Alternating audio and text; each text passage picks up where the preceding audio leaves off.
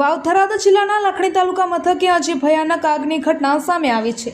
ગેળા road પર bus stand નજીક આવેલ શોપિંગ સેન્ટરમાં ત્રીજા માળે સ્થિત ઇલેક્ટ્રોનિક સામાનના ગોડાઉનમાં અચાનક આગ ભભૂકી ઉઠતા અફરાતફરીનો માહોલ સર્જાયો હતો। આગ એટલી વિકરાળ હતી કે થોડીક જ વારમાં બાજુમાં આવેલી કાપડ સહિતની 3 દુકાનો પણ પોતાની ચપેટમાં લઈ લીધી હતી।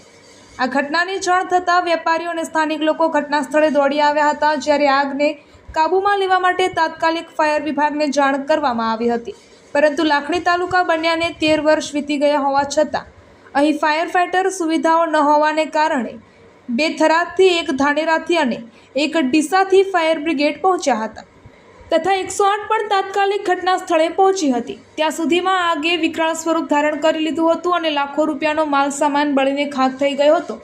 ખાસ કરીને સિઝનના સમયમાં વેપારીઓને મોટું આર્થિક નુકસાન વેઠવાનો વારો આવ્યો છે। પ્રાથમિક માહિતી અનુસાર આગ એસીના કોમ્પ્રેસર ફાટવાના કારણે લાગી હોવાનું અનુમાન વ્યક્ત કરવામાં આવી રહ્યું છે।